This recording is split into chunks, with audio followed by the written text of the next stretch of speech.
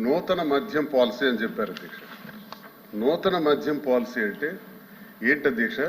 2014 నుంచి 19 వరకు 4398 ఇంచుమించు దుకాణాలు ఉంటే దాన్ని కుదించి 2938 షాపుల వరకు కుదించి ప్రభుత్వమే ట్రాన్స్పరెంట్ గా మద్యం అమ్మకాలు చేస్తుంటే ఆ విధానాన్ని మార్చి నేను ప్రశ్నిస్తున్నాను అధ్యక్ష.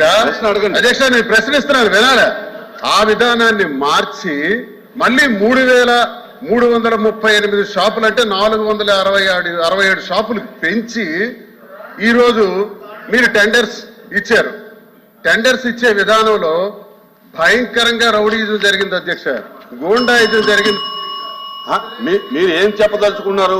మీరు ఏం అడగదలుచుకున్నారు? అడగండి. అడుగుతున్నాను అధ్యక్ష. ఇది నూతన మద్యం విధానమా?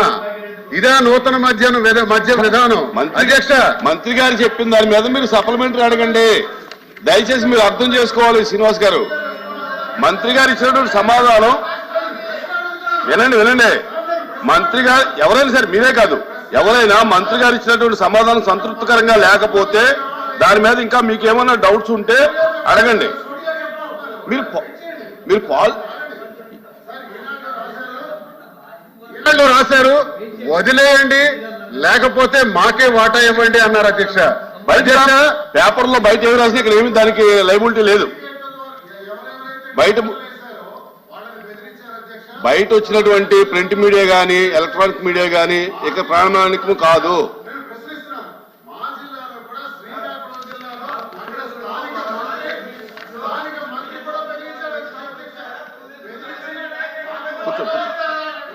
వాటాలు ఇస్తారా లేదా మీరు ఇక్కడి నుంచి పోతారా?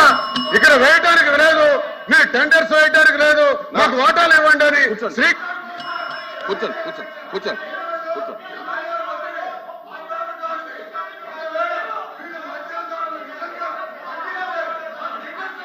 మీరు కూర్చోండి, దయచేసి కూర్చోండి. శ్రీనివాస్ గారు,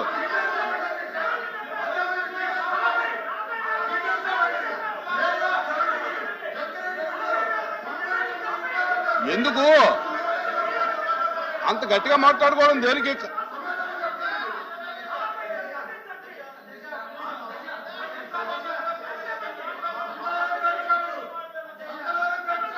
ఇది ప్రశ్నోత్తరాల సమయం. మీరు మినిస్టర్ గారు చెప్పిన దాని మీద మీరు క్లారిఫికేషన్ కానీ అవన్నీ కాదండి. ఇక్కడ ప్రశ్నోత్తర సమయంలో బయట ఉన్నటువంటి అన్ని తీసుకొచ్చి ఇక్కడ చూపిస్తే అది కాదు. కూర్చోండి, దయచేసి కూర్చోండి. Please SIT down. మంత్రి గారు ప్లీజ్. మంత్రి గారు ఎక్సైజ్ మినిస్టర్ గారు. అధ్యక్ష ఇప్పుడు గౌరవ సభ్యులు మంత్రి గారు కూర్చోండి. శ్రీకాంత్ గారు కూర్చోండి ప్లీజ్. అప్పరెడ్డి గారు కూర్చోండి. ఎందుకు మీరు అందరూ ఎందుకు లేగుతారు? కూర్చోండి. అరే please SIT down. Please. Srinivas గారు దయచేసి కూర్చోండి. మంత్రి గారు చెప్తున్నారు కదా, చెప్పండి. మంత్రి గారు కూర్చోండి ప్లీజ్.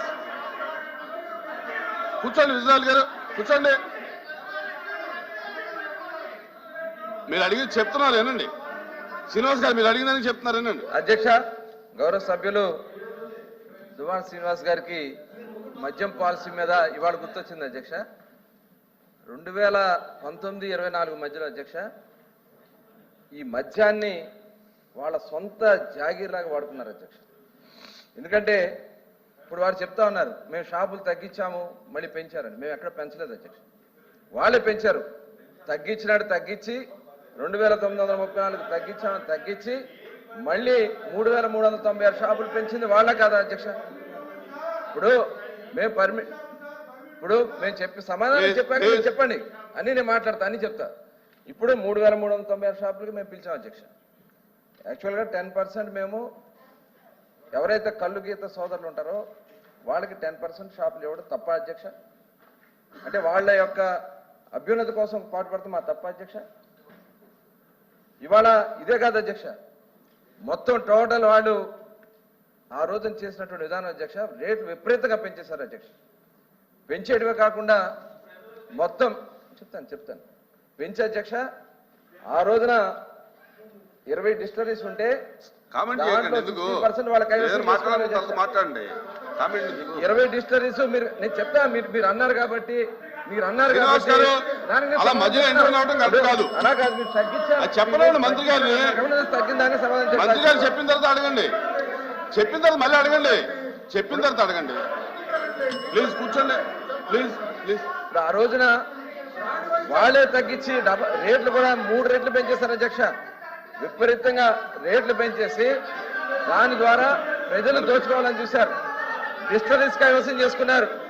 దాదాపు ఆ రోజున 60% పైన 20 ఎంఎఫ్ఎల్ డిస్టరీకి సంబంధించినటువంటి వాళ్ళు బెదిరించి దాంట్లోంచి 60% వాటర్ లాగేసుకున్నారు అధ్యక్ష. దాని ద్వారా కూర్చోండి. అదే ఎవరిచ్చినా మీరు లాక్కున్నారు లేదా, ఎవరిస్తే మీరు లాక్కున్నారు లేదా? మేడం కూర్చోండి, కూర్చోండి. మీరు ప్రతిదానికి లెక్కండి, మీరు ప్రతిదానికి లెక్కండి. కూర్చోండి శ్రీకాంత్, కూర్చోండి. వాళ్ళకి చెప్తారు, మీకు చెప్తారు. మీరు కూర్చోండి. మీరు క్రమశిక్షణగా ఉంటే వాళ్ళని కూర్చోబెడదాం. అధ్యక్ష, ఆ రోజున వాళ్ళు చేసినటువంటి 26 కొత్త బ్రాండ్లు తీసుకొచ్చారు అధ్యక్ష. కొత్త బ్రాండ్స్ తీసుకొచ్చి ఆ బ్రాండ్స్ ఎప్పుడు కూడా లేనటువంటి, గతంలో ఎప్పుడు కూడా లేనటువంటి బ్రాండ్స్ తీసుకొచ్చి వాళ్ళని 2020-21లో 63% వాటా వాళ్ళ షేర్ వచ్చింది అధ్యక్ష. ఎలా వచ్చింది? కొత్త కంపెనీకి వాళ్ళు కావాలని చెప్పి వాళ్ళకి కావాల్సినటువంటి కంపెనీలు పెట్టుకుని వాళ్ళు చేసినటువంటి విధానం అధ్యక్ష. అలాగే ఆదాన్ అని, ఎస్ఎన్జి అని చెప్పి వాళ్ళ సొంత జేబు కంపెనీలు పెట్టుకుని లీలా అని చెప్పి ఇలా వాటా దాంట్లో 65% మార్కెట్ షేర్ వాళ్ళకే ఇచ్చేశారు. అంటే ఇది దోపిడీ కాదా అధ్యక్ష? ఇవాళ ఇవన్నీ దోపిడీ చేసి ప్రజల్ని నిజంగా ఆరోగ్యం పోయి చాలా మంది విపరీతంగా ఆ రోజున హాస్పిటల్ పాలైపోయి కిడ్నీలు పోయి అనేక మంది ఇదైపోయారు అధ్యక్ష. అదే కాకుండా అధ్యక్ష, విపరీతంగా బీర్ సేల్ టోటల్ కూడా ఇక ఆంధ్ర రాష్ట్రం రాకుండా మెయిన్ ప్రధానమైనటువంటి కంపెనీలు అధ్యక్ష, యూబీ అని ఇలా ఒక ఇంటర్నేషనల్ కంపెనీస్ మొత్తం కూడా 0%కి అయిపోయింది అధ్యక్ష సేల్ ఆంధ్ర రాష్ట్రంలో. కావాలని చెప్పి వాళ్ళకి సంబంధించిన బ్రాండ్లు మాత్రమే, పేరుకి గవర్నమెంట్ షాపులు, ఎక్సైజ్ డిపార్ట్మెంట్ మొత్తాన్ని కూడా నాశనం చేశారు అధ్యక్ష. ఎందుకంటే 70% ఎక్సైజ్ డిపార్ట్మెంట్లో ఉన్నటువంటి ఉద్యోగస్తులు తీసుకెళ్లి సెబ్లో పెట్టారు అధ్యక్ష. సెబ్ని దేనికోసం ఉపయోగించారు? ఎక్కడన్నా ప్రొహిబిషన్ ఉందా? ఎక్కడైనా వెళ్ళి వాళ్ళకి దాని మీద యాక్షన్ తీసుకునే పరిస్థితి ఉందా?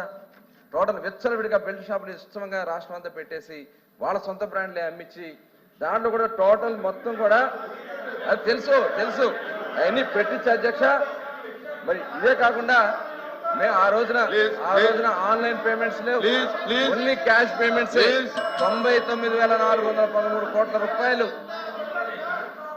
కేవలం అంత క్యాష్, నో ఆన్లైన్ పేమెంట్స్ అధ్యక్ష. Only cash payments, no online payments, only cash పేమెంట్సే. ఈ క్యాష్ అంతా ఎక్కడికి వెళ్ళింది అధ్యక్ష? ఎవరి జేబుల్లోకి వెళ్ళింది అధ్యక్ష? 1,00,000 కోట్ల రూపాయలు జరిగితే ఆ 1,00,000 కోట్ల రూపాయలు ఏమైంది? కేవలం వీళ్ళు పెట్టినటువంటి రేట్ల వల్ల కానీ, ఎన్డీపీఎల్ పక్క రాష్ట్రాలతోనూ మన రాష్ట్రంతో